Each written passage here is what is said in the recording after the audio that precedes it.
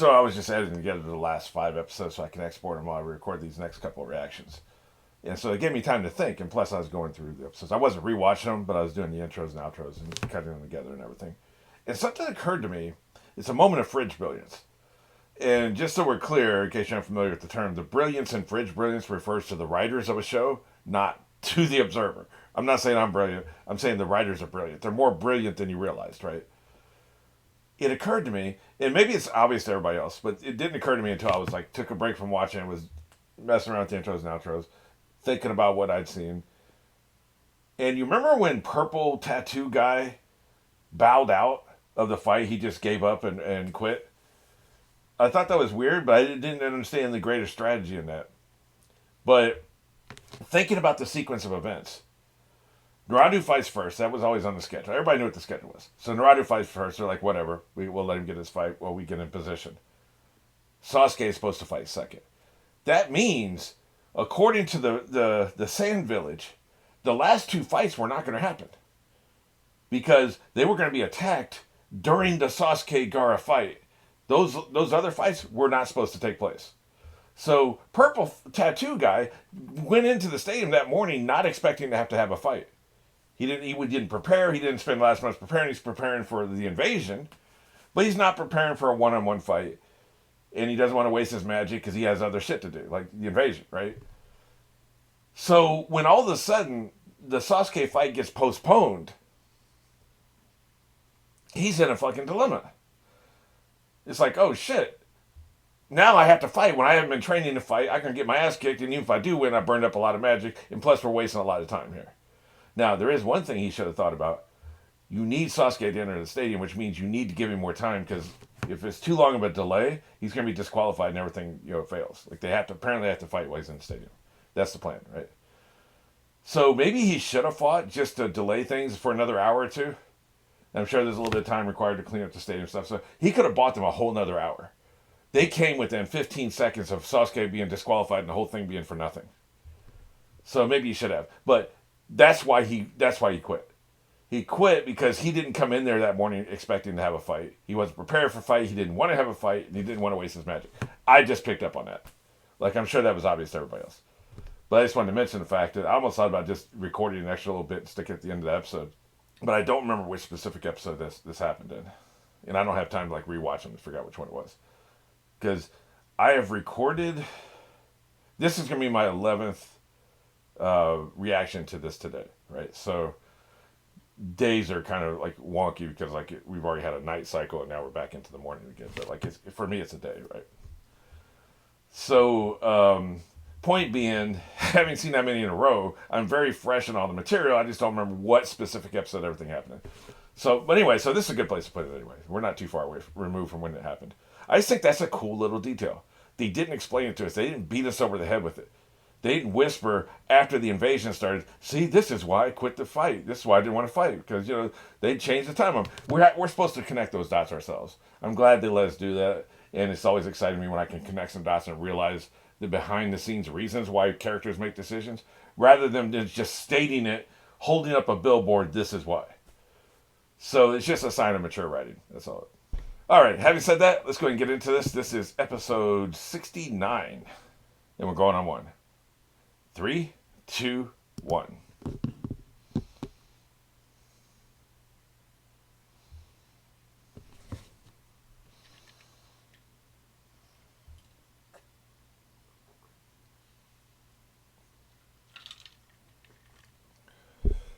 Get their asses up.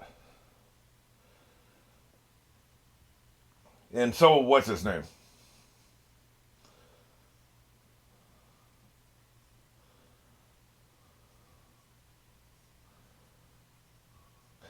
Will you just get your ass up and go wake him up?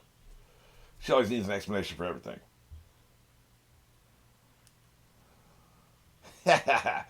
Sorry. I was in the middle of my exposition, but somebody attacked me. Will you just go wake him up?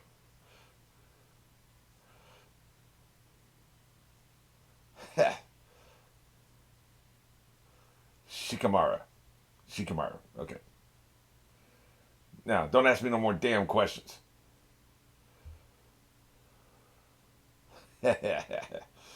Yeah. He's got that demon in him just like Naruto does.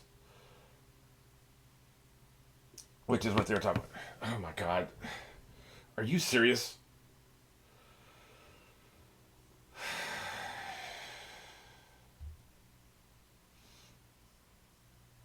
This is just clumsy exposition, man. Like, they're making her look like a moron and a disobedient asshole so they can get this information out to us.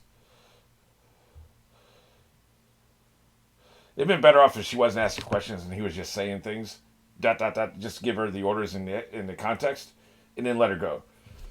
Like her endless questions make it look like she doesn't want to do what he says, right?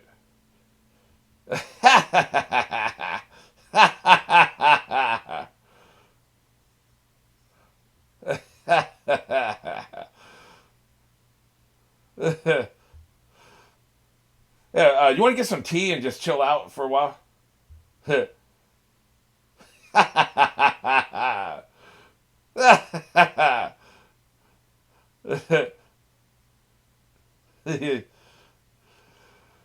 want to take a little nap and everything, watch some TV before you go follow my effing orders?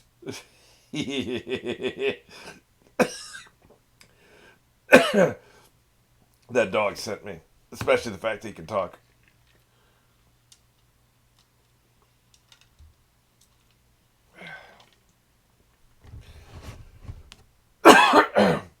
That's just a case of the writing making a character look bad.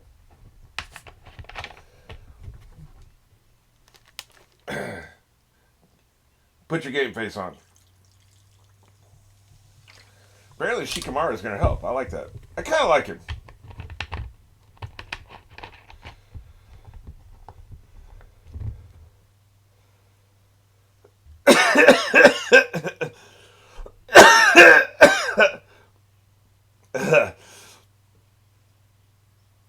Really?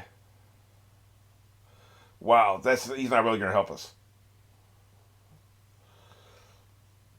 We ain't got time for this. Just leave him behind. Yeah, yeah. I didn't pick up on what she was doing. She didn't have to wake him up because he was still awake. That is hilarious. That's really funny. He's almost like Spike in that way. Let's go, man.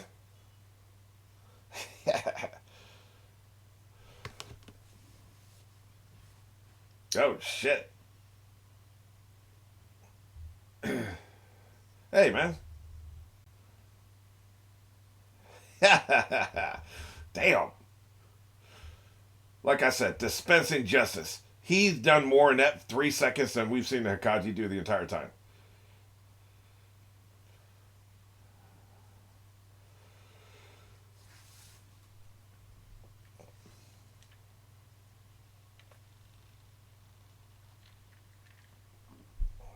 Oh, now you have some urgency, huh?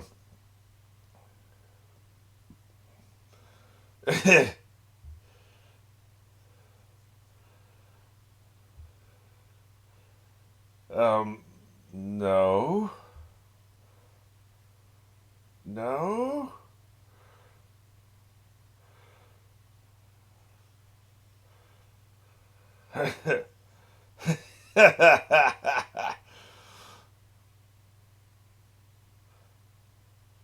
Yeah, how about we just do that? Hey, man. How do I like this dog so much? Just 10 minutes, 2 minutes into his being introduced. Pakun. Maybe I can remember that. Oh, shit. What about you, buddy? What you up to? You a coward or are you in on it? He's in on it. I'm not going to say anything further about this, but you know what I think.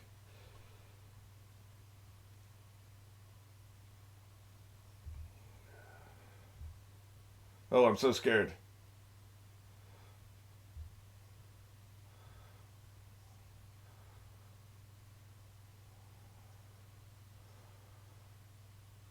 Gotcha.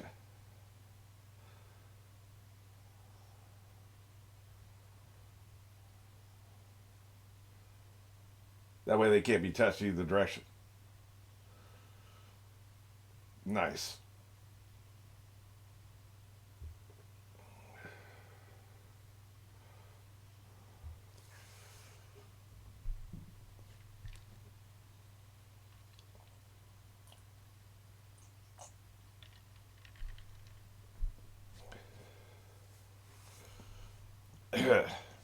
That's why he didn't try to break out. I'm not trapped in here with you. You're trapped in here with me. To quote Rorschach.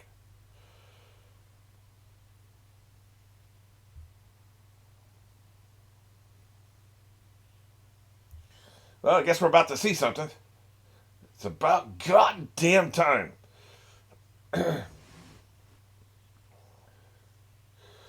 Oh, man. If they don't stop with the damn tongues. A tongue turned into a snake is pretty badass. You got to say that, right? That's pretty awesome. I've never seen that before. He fooled you. He just turned into chocolate. That doesn't seem right. Or a pile of shit. Probably shit. Yeah, that tastes nasty. Yeah, oh, it's mud. Yeah, you better clarify it's mud. This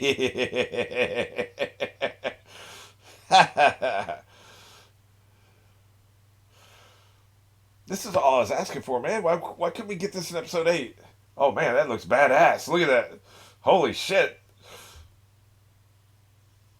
I regret nothing I said. They should have shown this to us in episode 8, but we're good now. It does beg the question, why didn't he do anything before this? Because it's part of the plan. That's why. He wanted to be in here so he could fight one-on-one with this sumbitch. I know I didn't get you.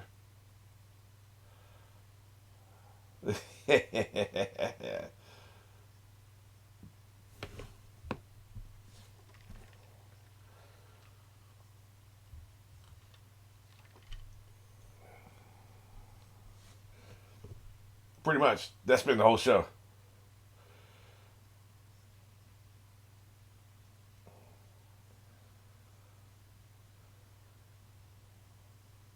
I wish I loved anything as much as he loved sticking his tongue out.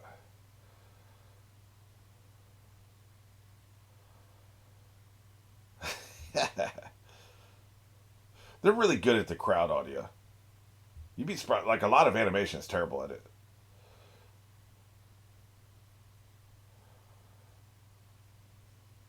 Something's happening, and I want to interfere. I'm way too young to interfere, but I still want to. I can't possibly help. All I can do is get in the way, but I want to interfere. They got him coloring and doing 3 divided by 2. My point is, like, this is pretty basic level shit that they're doing, which means they're very young. Which means keep your ass in the classroom is what I'm getting at here. Also, wipe your nose.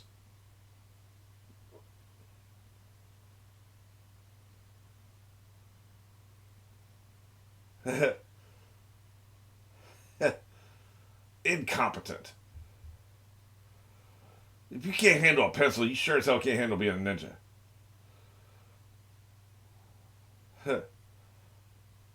Yeah, well, F you then. Damn, I was just trying to help, man. Wash my hands.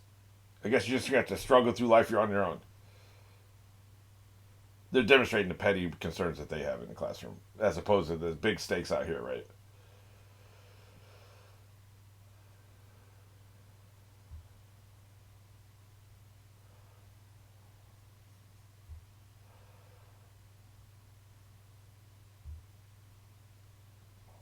Shouldn't you be in on the fighting here? What, we having a tea party? Yes, there's a little playing cards. Yes, Charlie, of course.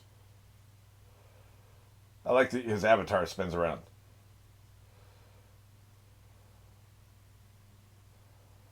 I don't know. He's not much of a killer. Has Naruto killed anybody? I don't think so.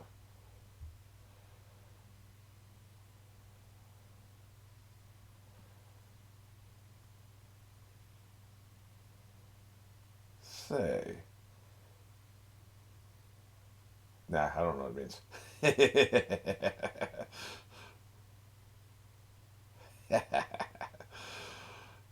There's something about the way they move it just cracks me up. I love it. Call the UN.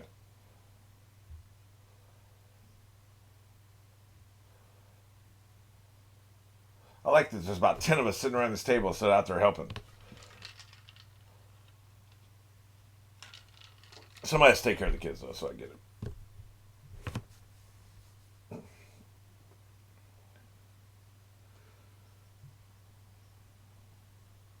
You first, bitch.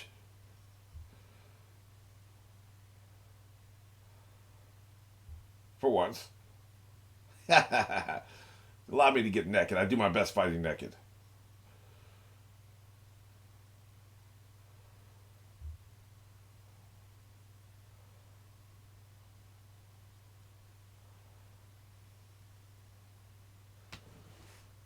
Let's dance.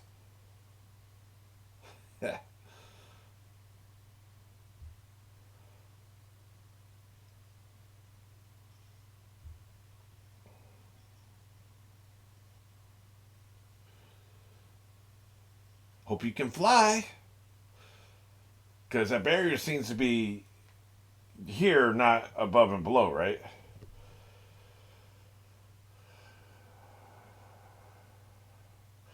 Are you going to do something or are you just going to talk about it?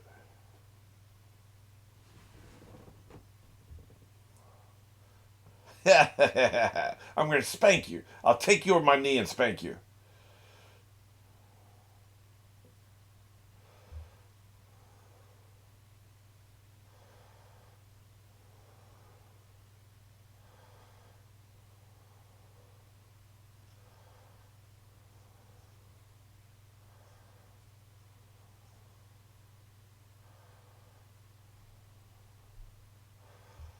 Yeah, I bet they can summon a lot of magic, man. I've mentioned this many times. I love the hand motions, man. They're really cool. I wonder if the magicians, the novelist who wrote the magicians, got that from there because he's all about the hand motions too, right?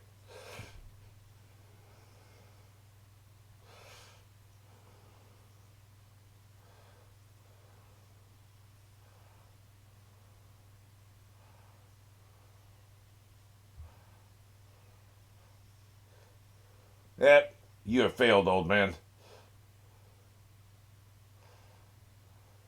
Hey, no, you did it.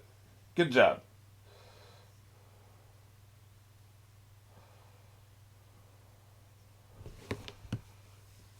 I see some chinks in your armor there. The fourth one.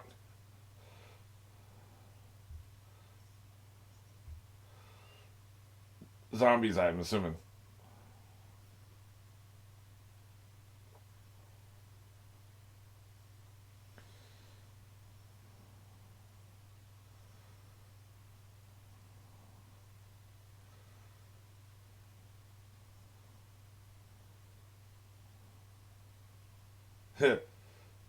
Probably his parents, right?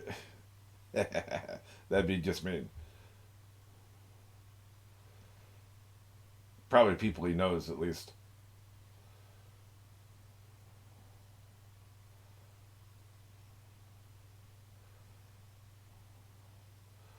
The music track is kicking.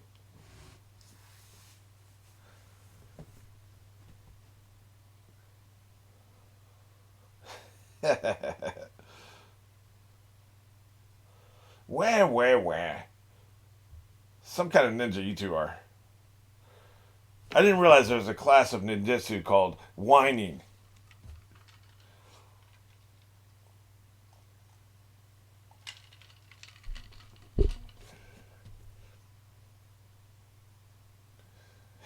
So what are you gonna do about it, kid? Think we know. We were already in line.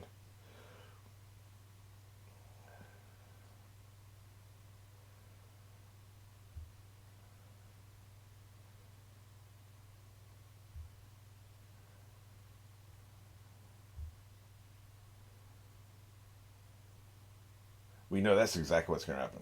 Running off on your own.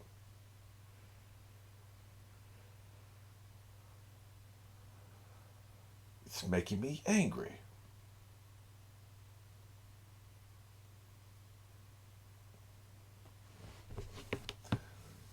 One day I'm gonna learn this little brat's name.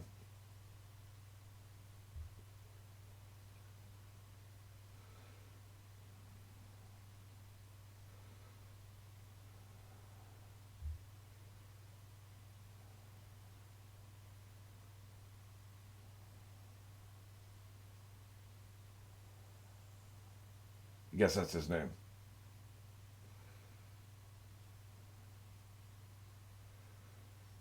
I see. So no pot of gold then. Damn, you calling him an old man? You better respect your elders. Just trying to imagine me calling one of my teachers old man. Nothing good. There definitely does seem to be a snake motif, by the way. Brains.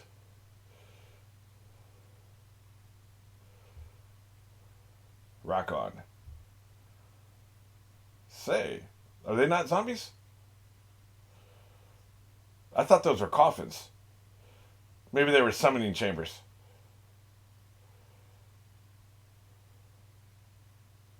Okay, they are zombies. There must be zombies of previous Hokages. Two dead Hokages. That's what I thought. The third one was going to be the fourth. The third coffin was going to be the fourth Hokage. I doubt they retained their magic, though, after being dead. They still had the knowledge, though, assuming. In other words, Okanagi knew he couldn't beat you. So he had to pull this BS. Yep.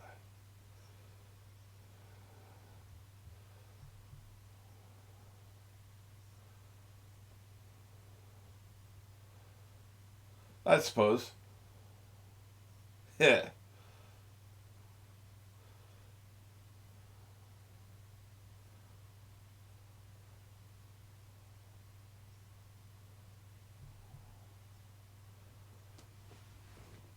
I figured death magic would always be taboo no matter what show we're on, what story we're doing. I guess he might as well shove that third knife up his ass since he couldn't summon the third one.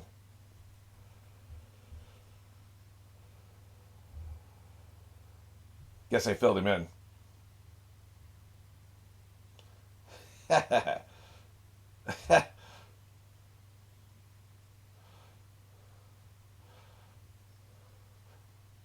This ought to be good.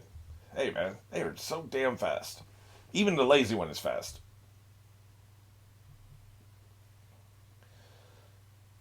Get 'em, boys.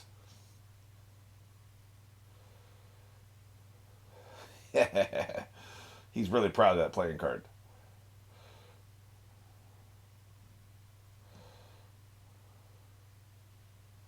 Yep. How many was that? About eight? Eight on four? One of them being a dog? That's not good. I wonder.